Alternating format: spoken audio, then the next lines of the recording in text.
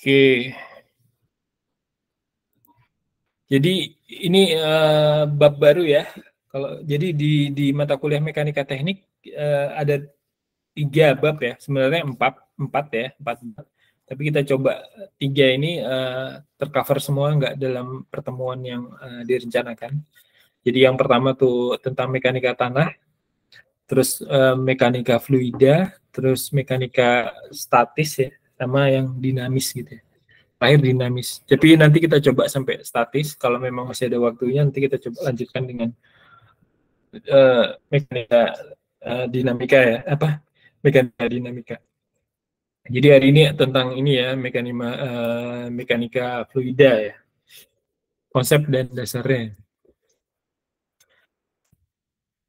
Nah ini, jadi mekanika fluida adalah cabang mekanika yang mempelajari pergerakan dari fluida. Pergerakan ini diamati dalam bentuk cairan maupun gas gitu ya. Kalau arsitek kan terlibat ya. Jadi contohnya kalau arsitek terlibatnya seperti ini ya. Merancang ini jalur-jalur ini. Sebenarnya kita ini masuk MEP apa masuk arsitek ya? Yang bisa jawab? Ini masuk orang ME yang ngedesain atau kita ini yang masuk? Bagus nih Pak buat tahu jalannya air. Ya habis. Ya, jadi mungkin kita dalam menentukan ruang di mana kamar mandi, di mana ini apa? Di mana kloset, di mana ruang cuci tangan. Itu perlu kali ya. Jadi kita mempelajari mekanika fluida karena bisa jadi kita taruh kamar mandi itu jauh dari sistem tank gitu ya, tank atau sirkulasi penampungan air gitu ya. Akhirnya tekanan airnya rendah gitu ya. Bisa jadi uh, kita dikomplain nih sama orang MEP ya. Ini kenapa kok kamar mandinya jauh banget di sana gitu ya. Berarti saya harus menyiapkan pompa lagi dong ini. Sudah dibikin tank, terus saya bikinkan pompa lagi dong. Bisa disalahin ya, arsiteknya nggak ngerti tentang ini nih sistem sanitasi nih. Pokoknya cuma naruh ini aja, di sini ada kamar mandi, di sini ada wastafel, tapi kita nggak memikirkan sampai gimana ini biar dapat air dan gimana air buangannya ini bisa lancar keluar gitu sampai ini nggak semuanya harus pakai pompa gitu ya untuk didorong terus gitu. Nah itu ya sebenarnya jadi mekanika fluida ini kita coba mengamati pelajari. Ya, syukur-syukur bisa menghitung gitu ya, menghitung dari prinsip-prinsip yang ada dipakai dalam mekanika fluida gitu ya. Tapi kalau kita udah memahami filosofi dari mekanika fluida, paling nggak kita tahu gitu ya. Jadi di mana harus meletakkan wastafel ini, di mana harus meletakkan wastafel, di mana harus meletakkan kamar mandi, shower gitu ya. Jangan sampai ini ya, misalnya ideal nih yang lagi banyak rancang-rancang nih. Dan sampai ini kenapa? Saya mau nanya dulu nih ya. Mungkin kita bikin kayak kuis aja nih, jadi nanya-nanya. Nih. Jadi nanti saya bisa kasih. Kenapa ini apa? Istilahnya ini kan ada bangunan 5 lantai nih. Kenapa nih kok di sini ada cucian piring, di sini ada tempat mandi, ini ada wastafel, ini bathtub ya, bathtub. Di sini ada wastafel, tapi letakannya di pojok kiri semua. Pertimbangannya apa? Pertimbangannya ini Pak, apa supaya aliran pipanya itu nggak bengkok Pak, jangan langsung menurun lurus gitu loh Pak. Nggak macet nyandet kalau perbaikan elektrikalnya nanti Pak. Ya, ada lagi coba. Apa tadi? Apa gimana Pak tadi? Hah? Ini kenapa kok posisi peletakan kayak tempat shower, terus tempat bak mandinya, terus cucian piring itu berada di kiri semua gitu. Kenapa nggak di sebelah kanan sini? Kenapa nggak di yang di lantai 2? Kenapa nggak di sini? Lantai 1 kenapa nggak disebar aja di mana gitu? Kenapa kok diletakkannya dia satu garis di sini? Ayo. Jadi Abigail udah jawab biar ini tekanan airnya biar stabil. Oh, biar nggak panjang-panjang. pipanya. Ya, ada yang bilang biar nggak panjang pipanya. Tapi, ayo, arsitek harus ini nih, harus mengeluarkan ide-ide, harus bisa jawab ide-ide merancang. Jadi kalau ditanyain kenapa nih alasannya ditaruh sini sama owner, alasannya ini Pak, gini, secara teori gini. Oh iya, bagus, pengalaman sekali. Jadi gitu ya. Ada yang mau jawab lagi? Tadi si Ken biar agak panjang anunya pipanya.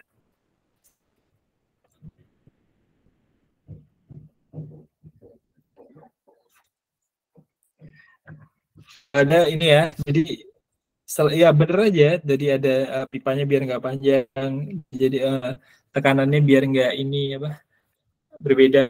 Tapi sebenarnya ini dalam satu bangunan gedung core namanya gitu ya. Jadi dia letak ini jadi di pojok, bisa di tengah, jadi tapi biasanya umumnya core dan bangunan tinggi itu ada di tengah. Jadi kalau mau masuk lift, mau masuk gedung, paling atasnya gedung itu ada tempat gitu ya. Yang isinya itu adalah lift, toilet, gitu ya, terus sistem MRT gitu ya, kabel-kabel itu berada di tengah gitu ya. Jadi tujuannya ini biar maintenance-nya gampang gitu ya. Jadi pipa bisa diakses di sini, masuk di sini. Kalau ngurus lift nggak bisa diakses di sini perawatannya. Pantry apa segala macam juga. Jadi di satu titik gitu ya. Jadi dia menghemat space-nya. Space lainnya itu nggak bakal ada yang pipa lagi di tempat-tempat kanan kirinya ini. Jadi dia terfokusir di satu titik namanya core, ya di dalamnya itu ada lift, ada tangga darurat, ada toilet di sini, toiletnya di sini. Nanti saya carikan bentuk layout dicek ya bangun gedung yang high rise building itu biasanya dia di satu titik gitu ya, di satu titik, dan itu biasanya tipikal walaupun nanti di bawahnya itu beda-beda tapi dia sistemnya itu tipikal semua. Jadi dia untuk menghemat sirkulasi penggunaan pipa, penghemat kekuatan airnya, sirkulasi airnya dari ya. Jadi materinya dilanjutin lagi. Jadi mekanika fluida dipelajari dari fluida yang tidak dalam keadaan gerak atau diam gitu. Jadi kita mempelajari mekanika fluida ini tentang cairan yang bergerak gitu ya. Nggak cuma cairan yang diam. Kalau diam itu ya kayak danau gitu ya, danau atau kubangan gitu ya. Jadi kita pelajari mekanika fluida ini fluida atau cairan yang bergerak gitu ya. Kemudian sebagian besar mekanika fluida berkaitan dengan mekanika kontinum. Ya, apa ini kontinum? Secara garis besar mekanika fluida terbagi menjadi statika fluida, fluida yang dalam diam, terus dinamika fluida yang bergerak atau keadaan yang bergerak gitu ya. Oh ya, tadi itu ini salah berarti saya. Mekanika fluida ini mempelajari dua ya, jadi yang bergerak sama yang diam ya. Jadi yang statis sama yang dinamis dipelajari dalam ini satu materi mekanika fluida. Kemudian khusus pada dinamika fluida digunakan pendekatan matematika, bukti empiris untuk menyelesaikan permasalahannya. Jadi faktor peletakan ini juga mempengaruhi ya untuk sistem mekanika fluida yang kita terapkan gitu ya. Jadi di mana letak ini itu mempengaruhi ya. Di ini nanti misalnya ini tinggi gini gitu ya, kan biasanya nggak perlu tank ya, biasanya diletakkan aja di atas gitu ya. Untuk mengairi semua ya. Air. Cuman perlu satu pompa di bawah untuk mensupport ke atas ya, airnya ke atas. Tapi ke bawah dia nggak perlu pompa lagi ya, jadi langsung udah sirkulasi. Biasanya tekanan dari pompa itu pasti berbeda-beda ya. Nah itu kita perlu pelajari. Mungkin dia dari sini ke sini, mungkin dia nggak begitu kencang. Tapi kalau dia ini berada di bawah, airnya kencang banget ini untuk ini berlimpah. Contoh aplikasi mekanika fluida yaitu artetesis yang merupakan mata air yang keluar sendiri tanpa perlu dipompa. Ini istilah ya artetesis. Terus pantulan pasca glacier yang merupakan kenaikan permukaan bumi akibat hilangnya permukaan salju yang menutupinya. Ini ya contoh mekanika fluida pada kejadian empiris ya. Kemudian ini ya, jadi ada dua tadi udah disampaikan, yang dipelajari nanti adalah statika fluida yang statis, terus ada yang dinamis ya, yang statis yang diam saja. Statis fluida membahas mengenai fluida yang diam dalam keadaan setimbang gitu ya. Perumusan pada statika fluida menggunakan hukum gerak Newton yang pertama dan yang ketiga. Nanti bisa dibaca juga apa itu hukum gerak Newton 1, 2, sampai 3 ya. Nanti banyak dibahas di mekanika fluida. Kemudian kajian di dalam statika fluida meliputi massa jenis. Massa jenis itu biasanya kalau air itu massa jenisnya apa gitu ya. Air itu massa jenisnya berapa. Kalau dia minyak itu massa jenisnya berapa. Kalau gas berapa. Kemudian tekanannya, terus daya apung dan tegangan permukaan. Ini ada rumus yang kita pakai nanti. Kemudian kalau di mika fluida sama, ini yang lebih rumit ya, di statis ya. Jadi diperhitungkan nggak cuman ini daya apung dan tegangan segala macam ya, tapi ini lebih rumit karena dia mekanikanya bergerak gitu ya. Dan analisa dalam dinamika fluida memanfaatkan model-model ideal yang sederhana tapi didukung oleh hukum gerak Newton. Jadi sama ini. Nah, patokannya yang dipakai prinsipnya hukum Newton ya, 2, 3 juga. Mekanika fluida adalah bidang penelitian utama yang banyak hal yang belum terselesaikan atau hal yang sebagiannya yang terselesaikan. Ini ambigu ini. Kemudian mekanika fluida dapat menjadi semakin rumit secara matematika dan sangat tepat untuk diselesaikan dengan metode numerik, biasanya dengan menggunakan perhitungan komputer secara teori gitu ya.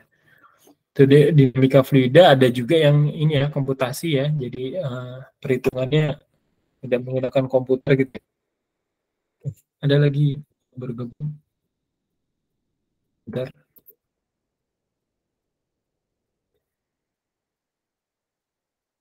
Ya.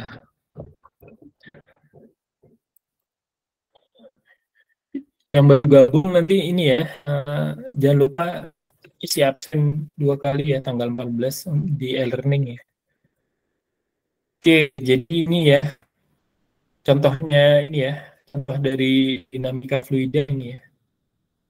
Jadi ada masuk gitu ya, terus ada lanjut turun gitu ya. Dan yang jika ini berhenti dan ini ditutup, masuknya dalam kategori statis ya, statika fluida ya.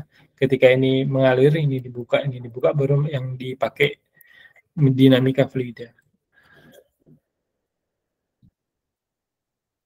Ini untuk ini ya, yang statis ya. Untuk tekanan, ini untuk menghitung tekanan, ini rumus yang dipakai. Kemudian harus ada konversi. Jadi belum satuannya. terpindah slide-nya, Pak. Hah? Oh, baru terpindah slide-nya.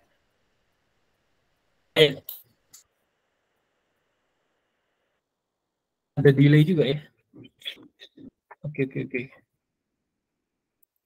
Itu ya, tadi pokoknya ini ada rumus untuk tekanan P, jadi force-nya sama A-nya ya, ini ya. Jadi perampangnya, force-nya berapa, terus tinggi dari ininya berapa. Nanti dikonversi, satuannya dikonversi ya. Misalnya nanti, saya agak lupa, ini ada kuisnya enggak ya di L.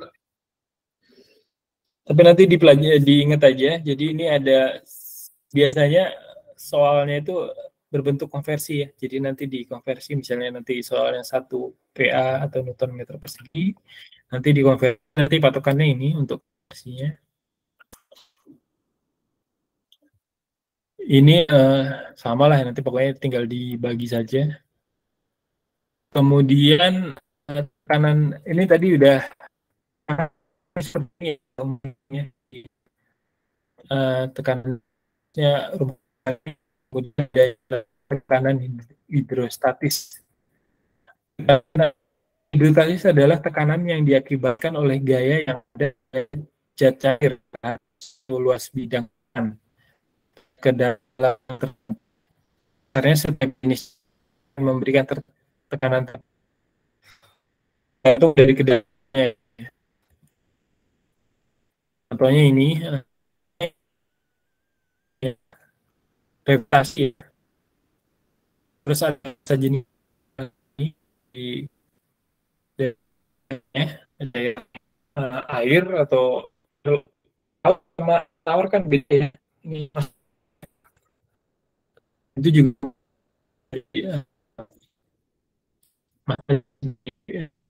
cairannya apa itu juga berpengaruh. Kemudian ada tekanan hidrostatis juga kedalaman dari jadi H ya, kita lihat di itu H. Kemudian tekanan hidrostatisnya adalah baliknya di gravitasi dari massa jenis. Oke, ini rumus dikali aja, dikali di perkalian. Kemudian ini ya, ada cair di belakang tertutup yang besar. Misalnya ini tabungnya kandung, ada orang responnya dari ini semua ya, jadi akan naik semua ya. Voltnya ada di harusnya di responnya sesuai dengan bobot dari ya, di tekanan di dalam ini bejana atau tabungnya Pak, dipakai. Izin Pak. Suaranya Bapak putus-putus parah. Iya Pak. Iya, baru slide-nya belum terpindah lagi kalau di saya sih Pak. Terus kayaknya sama yang lain juga mungkin sama kali gitu. Coba tanya sama yang lain bagaimana yang lainnya. Yang lain putus-putus. Iya Pak, sama Pak, putus-putus juga tadi, sama slide-nya tadi kosong.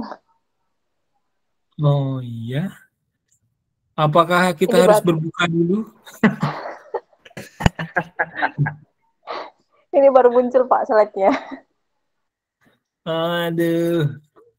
Ntar ya, nanti ada rekamannya, mungkin nanti nonton di rekamannya aja kali ya. Soalnya kalau di ini saya nggak tahu nih harus apa yang saya lakukan. Maksud saya matikan wifi. Iya, nggak apa-apa. Tadi Anda sebentar, nanti kita di rekamannya aja. Ya, gitu ya. Mungkin lagi pada main game semua di rumah. Jadi saya kepake. Oke ya. Saya coba lanjut ya. Pelan-pelan aja deh, nanti bisa dilihat di rekamannya. Kemudian ini ada gaya apung Archimedes ya. Gaya apung adalah selisih antara berat benda di udara dan dengan berat benda dalam zat cair. Ya, jadi prinsip prinsip gaya apung Archimedes, rumusnya ini S.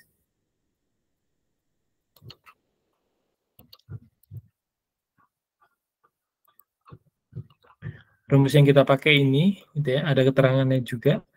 Jadi misalnya dikasih benda gitu ya, jika bendanya itu lebih tinggi ya dari massa jenisnya ini, W-nya ini, dia akan ngapung, lebih rendah dia ngapung ya. Tapi kalau dia nilainya itu sama, dia akan tenggelam separuh-separuh ini. Ketika berat jenisnya itu lebih berat dari ini, lebih rendah dari lebih ini, jadi dia lebih tenggelam ya. Contohnya ya. Ini prinsipnya ya. Kemudian ada ini ya, prinsip Bernoulli ya. Prinsip Bernoulli adalah sebuah istilah di dalam mekanika fluida yang menyatakan bahwa pada suatu aliran fluida, peningkatan pada kecepatan fluida akan menimbulkan penurunan tekanan pada aliran. Sama ini nanti ada kuisnya, nanti rumusnya ini bisa dipelajari. Ini yang kita pakai ini ya untuk menghitung tandon tadi ya, tekanan tandon.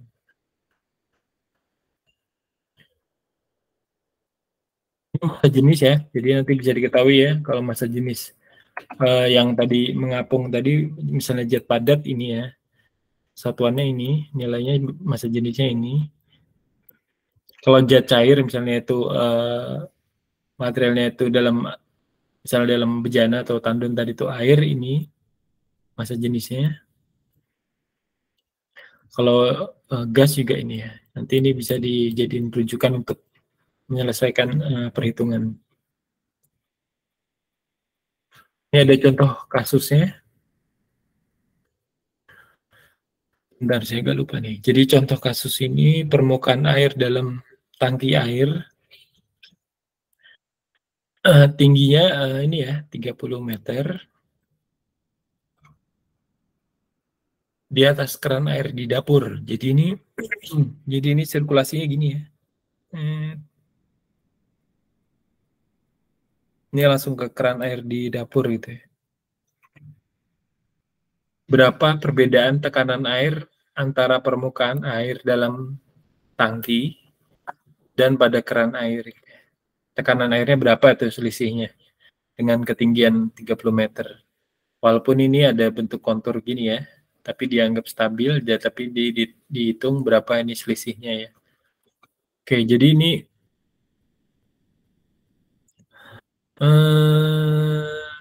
tingginya 30, masukkan di sini ya rumusnya, 9,8, ini benda jatuh ke bawah mendapat percepatan, ini gravitasi ya, 9,8 ini standar gravitasi ya, untuk benda ya, 9,8, dimasukkan aja 9,8, terus P-nya itu adalah zat cairnya apa gitu ya. Zat airnya itu di sini air, apa ini, yang 1,10. Ini ya, yang kita pakai. Ini ya, jadi nanti tinggal dikali saja. Jadi nilainya apa gitu ya. Ini rumus yang dipakai ya. Jadi untuk menyelesaikan kuis ini, jadi tingginya 30 meter dengan antara ketinggian air yang di dalam tangki dan titik keluar atau keran ya. Kerannya berapa, selisihnya itu 30 meter. Nanti kuisnya juga sama, selisihnya dari ini ya, dari tingginya ini aja yang berbeda. Mungkin material ini massa jenis zat cairnya ini yang berbeda. Bisa jadi nanti saya tulis darah gitu ya. Berarti kelipatan ininya diganti P-nya ya. 9,8-nya tetap di ini atau nanti saya ganti cairannya itu adalah bensin gitu ya. Kalau di sini kan air ya. Di pertanyaannya adalah air. Jadi di sini ada dua air laut, dan ini kita pakai yang air. Ini 1,00 kali 10 pangkat 3. Jadi 1 dikali 10 pangkat 3. Oke, kemudian ada kuis lagi. Ini ada simulasinya di Excel ya. Nanti bisa dibuka di Excel-nya. Jadi ini ada sistem pipa di dalam rumah. Kemudian ada air pompa dengan tekanan 3 atm dengan kecepatan 0,5 meter per second ya. Ada pipa diameternya 4 cm di atas permukaan tanah. Berapakah kecepatan dan tekanan air di pipa kamar mandi di lantai 2 yang tingginya 5 meter? Nah, rumus yang dipakai yang ini ya. Ini itu lihatnya dari Bernoulli ya. dipakai prinsipnya.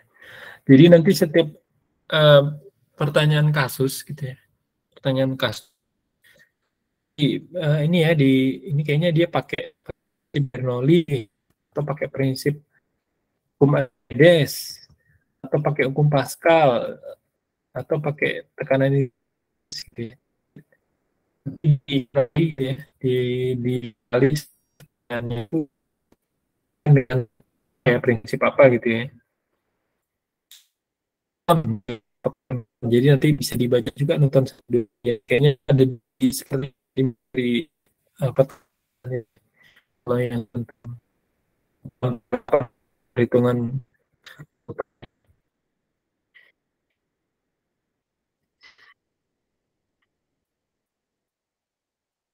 ini saya jadi cara menuliskan ini P1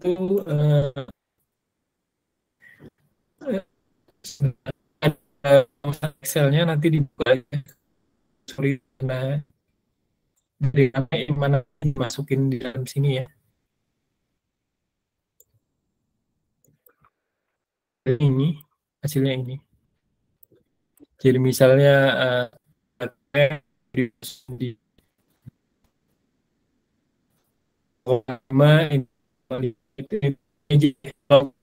ini adalah ini ya setengah ini ya setengah ini 0,5. Kemudian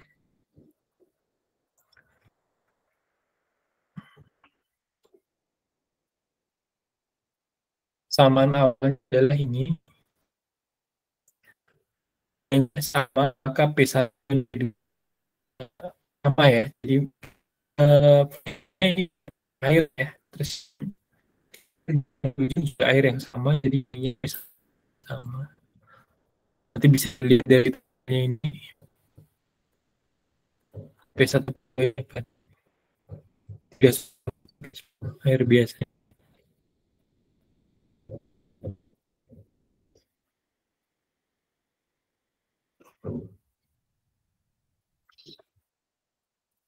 Oke, soalnya ya.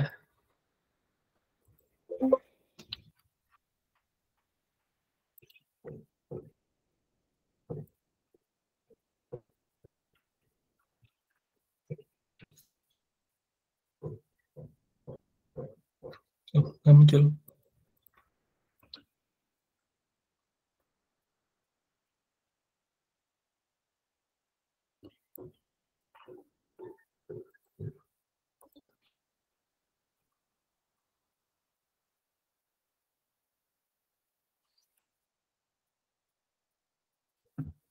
Terlihat ya?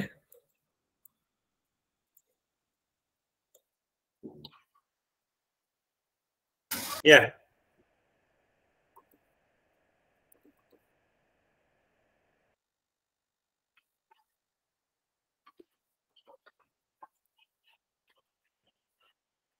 Aduh.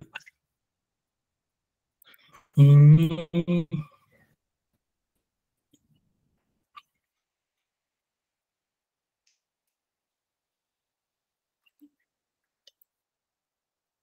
nah, ini ya cara mengisinya ya. Muncul di sini. 0,52 ini nanti dilihat dari kecepatannya ya 0,5. Terus ini 1,83 diambil ini ya. 1,83 nanti diambil dari ini. Terus kemampuan ini ya, gravitasi ini G ini ya. G gravitasi kemudian H1 H2 ya. Jadi di sini kan kecepatannya di pipa yang tingginya 5 meter. Jadi selisih ketinggian ya. Jadi satunya titik 0 gitu. Jadi di Excel-nya masukin kurang 5 ya.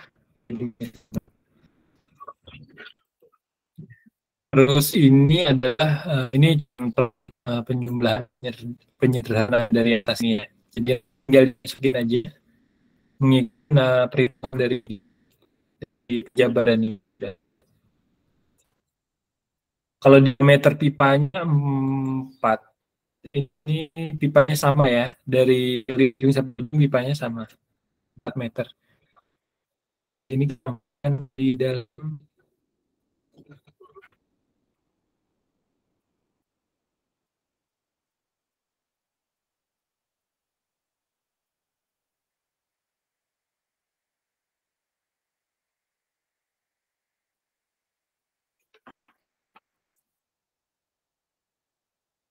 tiga ATM ini harus dijabarkan menjadi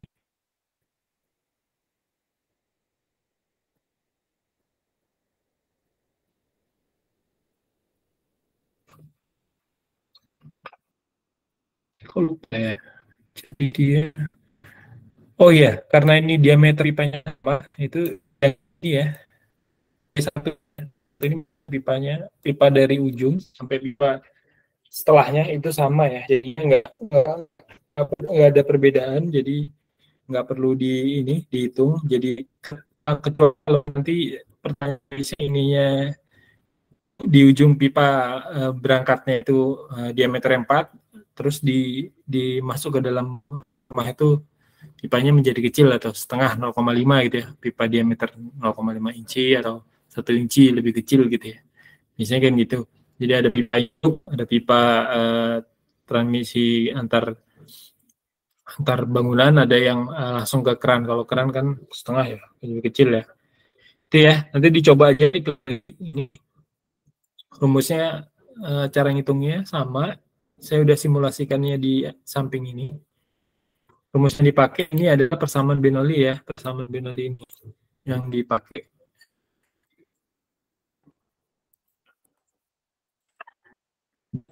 Kayaknya hari ini.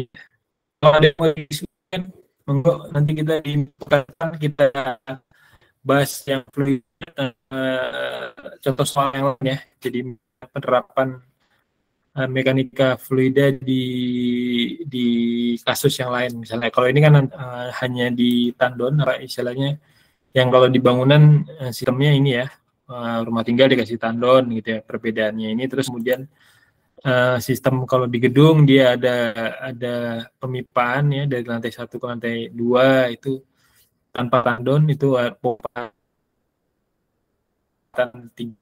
atmosfer itu seperti apa kasusnya, ini kita udah bisa kita jawab gitu ya. Tapi nanti kalau di pertemuan selanjutnya tentang yang hidrolik mungkin variasi kasusnya beda ya.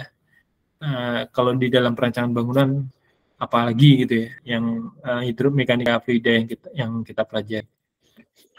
Ada lagi yang mau didiskusikan? Jangan lupa absen ya.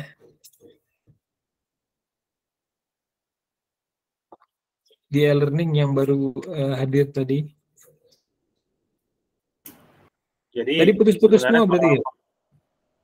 Lumayan Pak, putus-putus sih. Kalau tekanan air itu yang enggak kok Pak, saya tadi sedikit aja putus-putusnya. Oh iya. Kalau tekanan air yang bagus itu berapa Pak? Oh iya, itu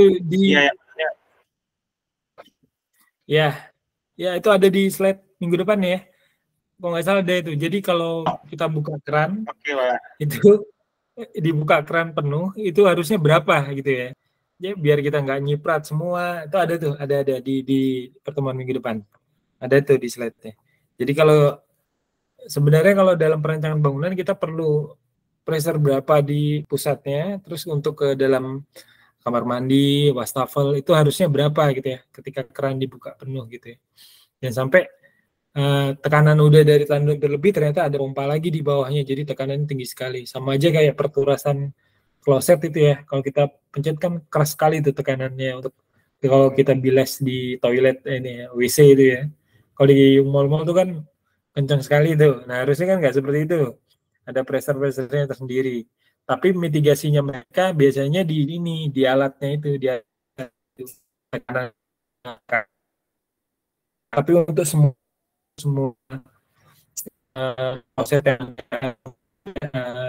air yang ada di gedung itu settingannya sama semua. Bisa jadi dia 3 atmosfer, bisa jadi dia 5 atmosfer besar gitu ya, biar bisa menjangkau gedung area yang jauh ya, jauh dari tank, misalnya dari pusat penampungan air gitu ya. Jadi dia di alat klosetnya itu aja di setting lebih rendah, kan ada tuh di bawahnya putarannya itu kerannya itu. Kayak settingan di bawahnya itu biasanya antisipasinya di sana. Tapi sebenarnya yang ideal untuk tekanan air itu berapa, itu nanti ada di minggu depan. Saya ada, kalau nggak salah ada slide-nya itu. Jangan sampai tekanannya itu berlebih gitu ya. Kita rancang pompanya kebenaran, misalnya pompanya pakai yang 10 bar misalnya gitu, atmosfer 10 atmosfer misalnya gitu kan, mubazir sekali, dan penggunaan listriknya juga mubazir sekali ya. Padahal untuk rumah tinggal misalnya gitu. Nah itu kita biasanya kan juga owner juga nanya tuh ya. Misalnya kalau ngerjain rumah tinggal gitu nanti ditanyain tuh, saya kalau mau pakai pompa ada power,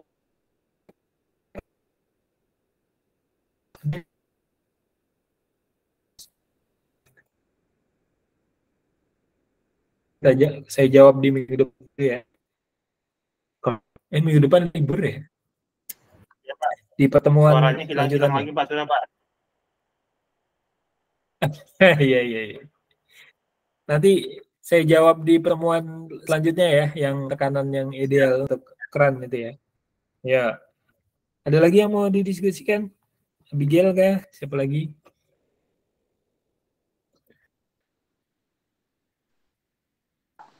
Nggak ada, Pak.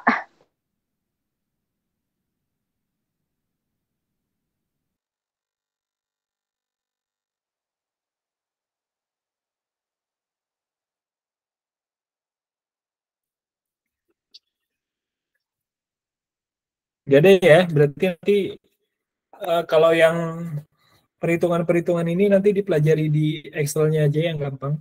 Jadi nanti dilihat dari soalnya,